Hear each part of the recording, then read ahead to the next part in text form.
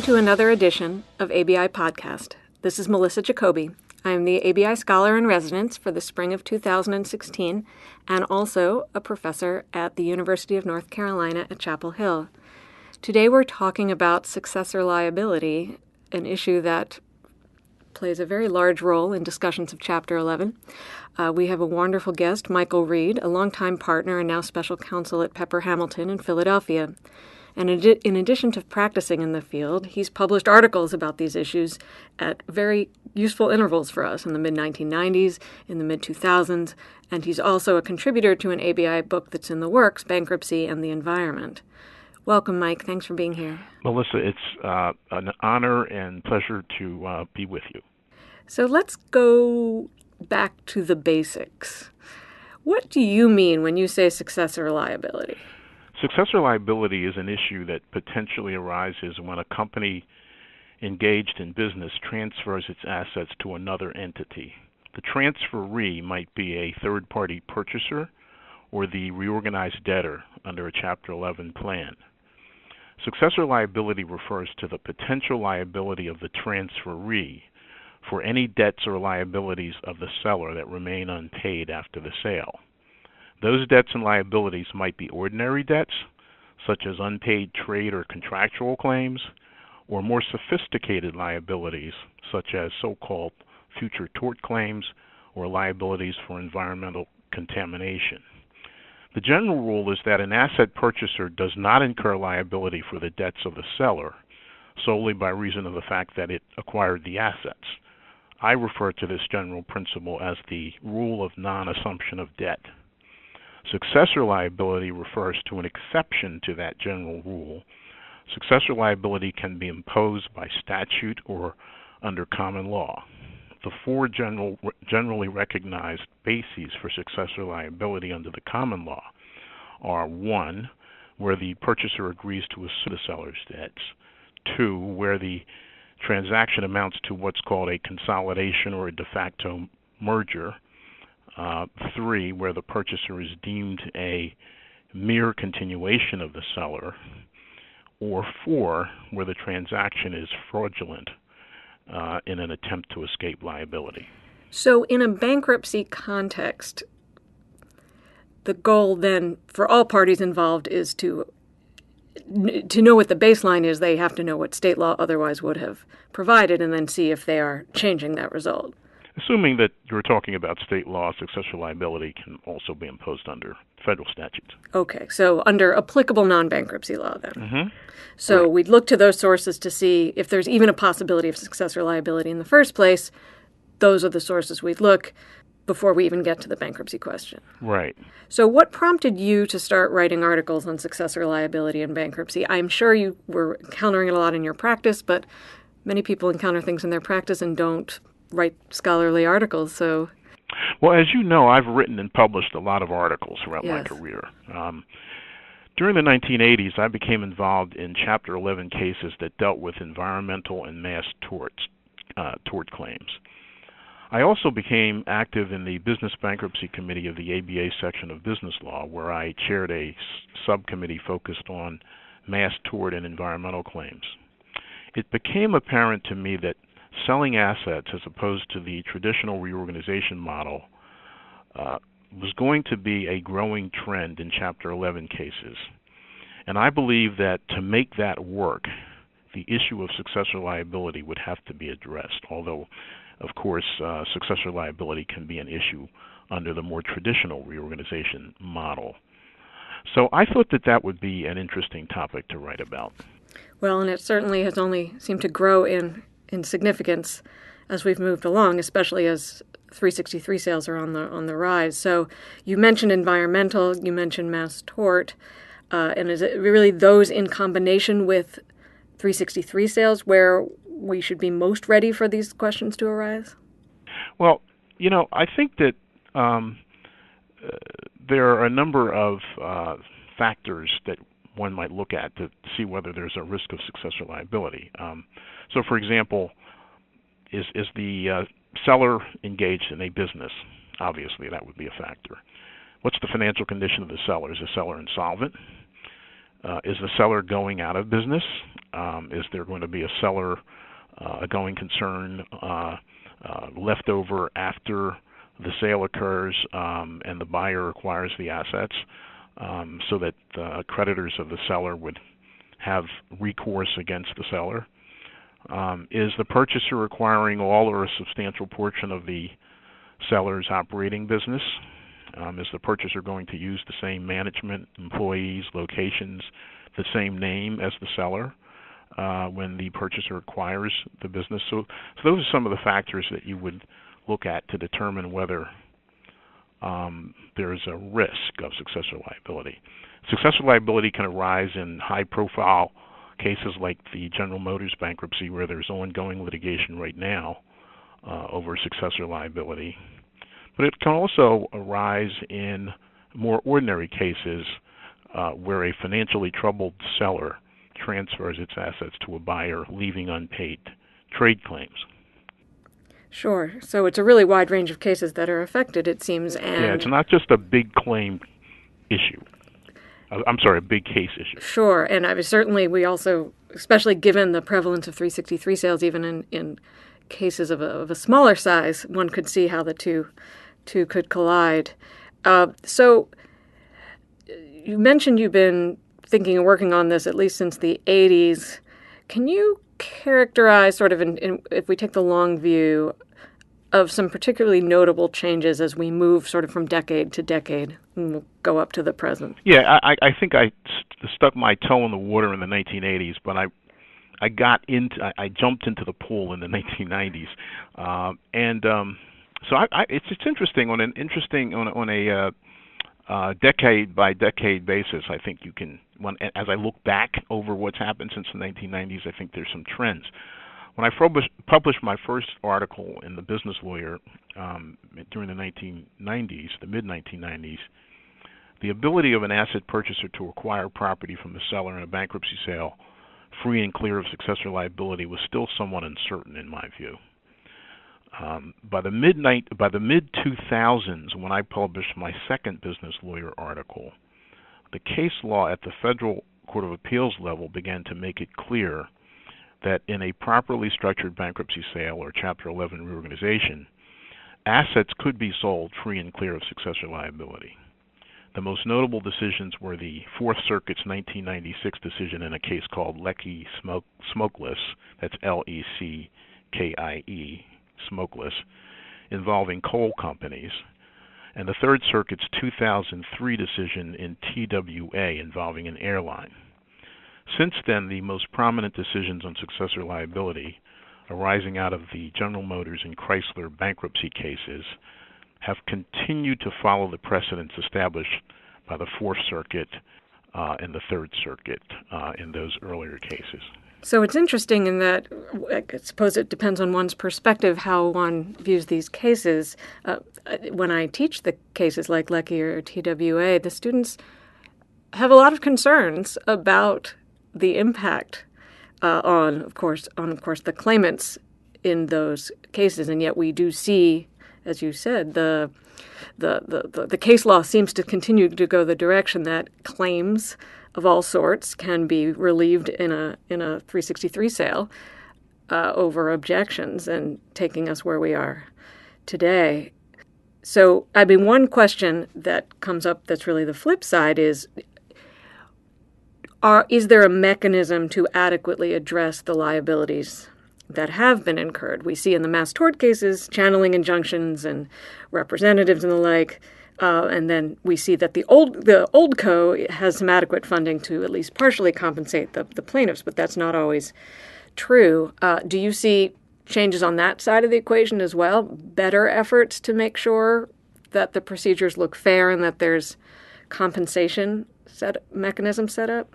I'm not surprised to hear that your students express concern and sympathy for the claimants, especially those who hold personal injury or wrongful death claims. Using a bankruptcy sale to cleanse assets while innocent personal injury claimants are left without a remedy doesn't seem right. I think that's why in the GM case, after the motion to sell the debtor's assets was filed, the asset purchase agreement was modified to provide that the purchaser, new GM, would assume responsibility for any accident claims involving deaths, personal injury, or property damage occurring after the asset sale, including any that might have resulted from the infamous ignition switch defects in vehicles manufactured prior to the sale. Nevertheless, new GM was generally shielded from successor liability. As you've noted, in the mass tort context, special measures are usually taken to assure that constitutionally adequate notice is afforded to potential claimants. This will involve advertising and may require the appointment of a future claims representative. In addition, special mechanisms such as a trust fund and or insurance may be employed to provide sources of recovery for such claimants. With regard to environmental liability, a 1991 decision by the Second Circuit in a case called In Re Chateau Gay Corp. held that liability for ongoing pollution created by the debtor cannot be discharged under the Bankruptcy Code, leaving a successor potentially liable. I was involved in that case, which arose out of the first LTV Steel bankruptcy. As a result of that decision and its progeny, environmental agencies often insist that special measures be taken by the parties to provide funding for the remediation of assets on which there is ongoing pollution generated by the debtor, often by establishing trust funds. And, of course, where the purchaser acquires assets on which contamination created by the seller remains, the purchaser will have liability to address such contamination as the current owner or operator of the property without regard to the doctrine of successor liability. It does seem that environmental contexts raise more difficult issues because, at least with some of the mass tort cases, the product is no longer produced, and perhaps one knows who has been exposed to it, not always. But environmental has this, as you say, a continuing obligations. Have you seen any trends there and how that's gotten taken care of since Chateauguay? Yeah, I think, well, first of all, as is true in cases involving collective bargaining, where we have sections 1113 and 1114 specifically addressing those areas, cases involving environmental contamination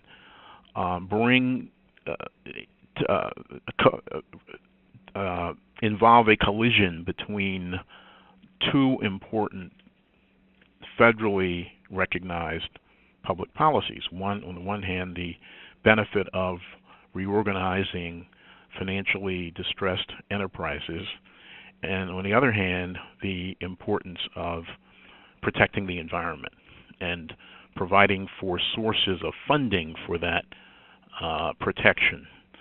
I think that there's a general appreciation on the part of bankruptcy courts that the public policy of protecting the environment is an important one, and bankruptcy courts, I think, are increasingly vigilant to assure that even in the sale context, where possible, appropriate measures are taken, such as through trust funds, to assure that adequate resources or resources that are as adequate as are practically possible are available to fund future remediation of any property that the debtor has contaminated. Bankruptcy courts do not want to preside over reorganizations that appear to permit companies that have contaminated property to escape liability for that, and for a purchaser to acquire the business without making adequate provision for environmental remediation. Sure, and there are plenty of current cases, I suppose, where people will be watching to see how that all gets worked out.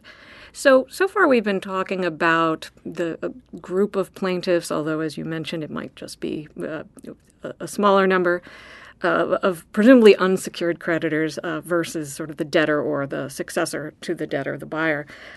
The conventional wisdom about companies going into Chapter 11 now is that they are dominated, or their assets are dominated by a secured creditor, that all their assets have a lien on them or security interest on them, and that there isn't any unencumbered value.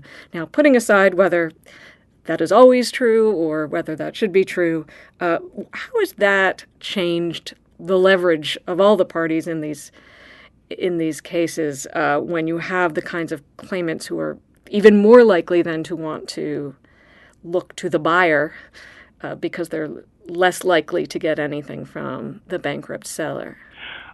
Melissa, I honestly have to tell you that I don't know that during my career, which goes back a few years, that I've seen a significant change on this issue.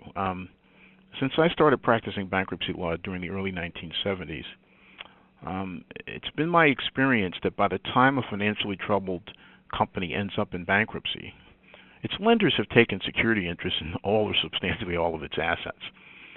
Whether the case involves an asset sale or a reorganization, the successor liability battle is not so much a fight over the existing bricks and mortar of the company, but rather a battle over the future revenues of the reorganized enterprise. Indeed, one of the policy objections often made to the imposition of successor liability is that it has the effect of elevating what would otherwise be general unsecured claims against the debtor that are so-called out of the money, to elevating those to the status of 100% claims against the putative successor. So I guess what I would say to you is that you make a valid observation. I just don't know, when I look at what used to be the case 30 or 40 years ago, and what's the case today. I don't know that the presence of liens on all or substantially all of the debtor's assets is a scenario that's that different today than it used to be.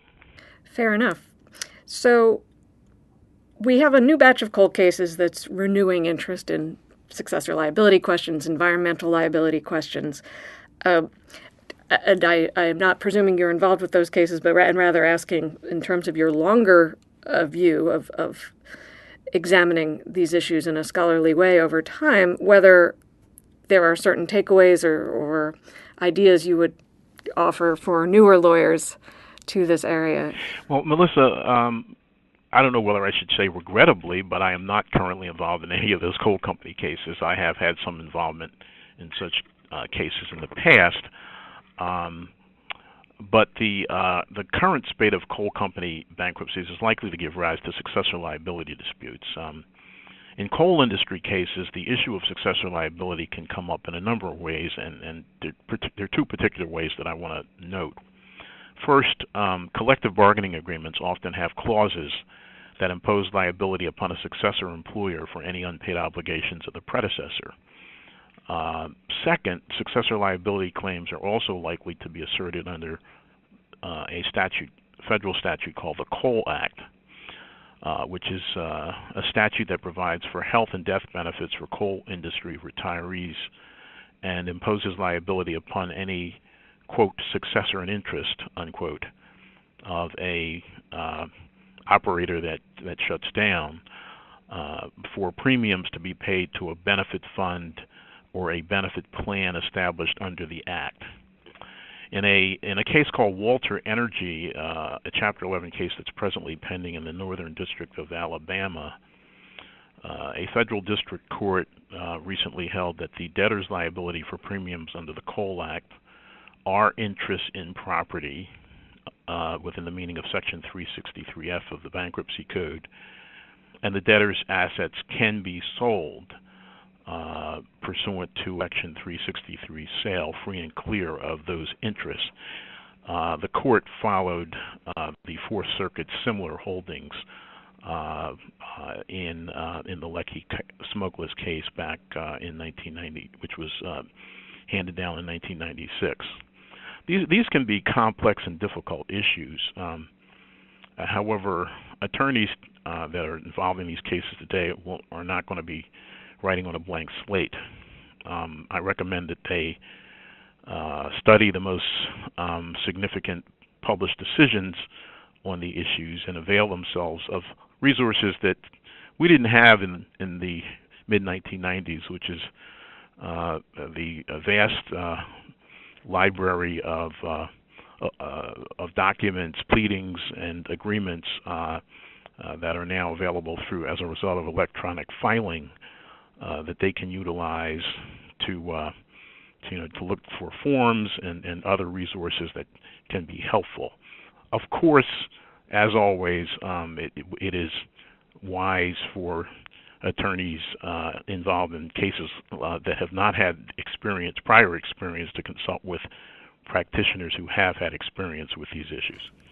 Let's talk for a minute about statutory reform. Again, it depends where one sits, whether these cases are fair, unfair, advancing welfare, not advancing welfare. From your experience, do you think the code sets the balance about right?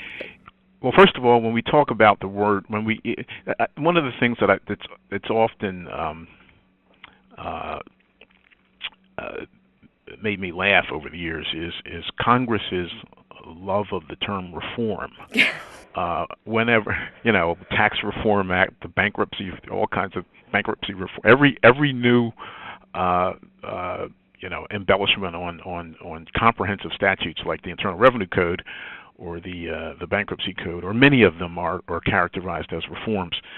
And I know that you and Senator Warren, a couple decades ago, were part of a commission whose aspirations were that there would be reforms to the Bankruptcy Code resulting from its excellent work. So getting back to the question you asked me, which is, do I think that the current I would say that the way the current law is being played out in the cases probably is pretty much in balance, but I for a long time have believed that there might be some benefit in having sections 363 and 1141 of the code amended to expressly provide that a bankruptcy estate can transfer its assets free and clear of claims, including successor liability claims, provided that proper notice is given and, where appropriate, special provisions are made for such things as future claims and the remediation of ongoing environmental contamination. So the balance would be struck there between clearing up what is not clear in today's code that the courts have tried to read into 363F, but that would come with a price that was expressly set forth. So I don't know whether I have actually in my career represented environmental authorities on occasion, and they might applaud if greater clarity could be brought to what seems to be generally recognized by the courts that for certain types of claims there needs to be, such as future tort claims, and ongoing environmental liability, there need to be special measures taken as kind of a price for dispensing with successor liability.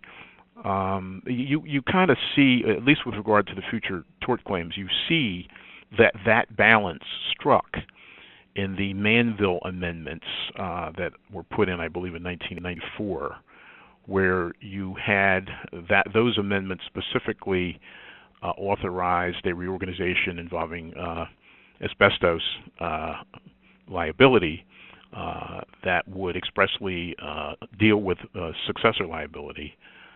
But it was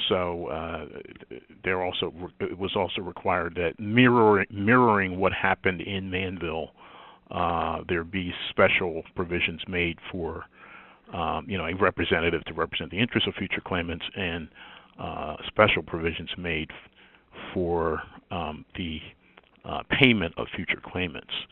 So Congress actually has already recognized that balance needs to be made in some cases. Yeah, so we have the model for asbestos, and then the question is, what does it do for everybody else? I know it wasn't supposed to have the negative implication, but at least... Yeah, well, I guess my point is that where Congress chose to intervene statutorily, it struck a balance. Congress knew how to write clearly that you could get rid of special successor liability as 524G does do that, but it also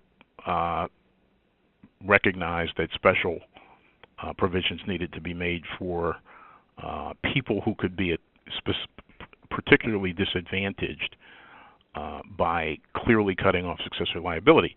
The battle that's going on in GM right now could be characterized as the courts struggling to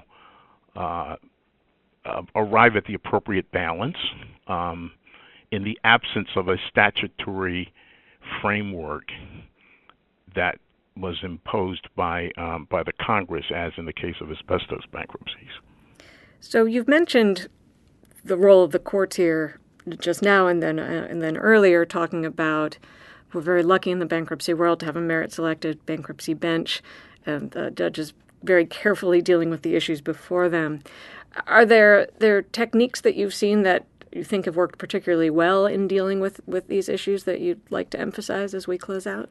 What I would say is that given the speed with which many Chapter 11 cases now proceed through comprehensive first-day orders and quick sales of assets, bankruptcy courts should be vigilant to assure that in cases where there is a possibility of successor liability, adequate notice is given to all potentially affected parties. Now, this may be more easily said than done, especially where you have the possibility of future claims. As I've noted, the current controversy in GM demonstrates the disadvantages to which the holders of tort claims may be put where the case is moving very rapidly.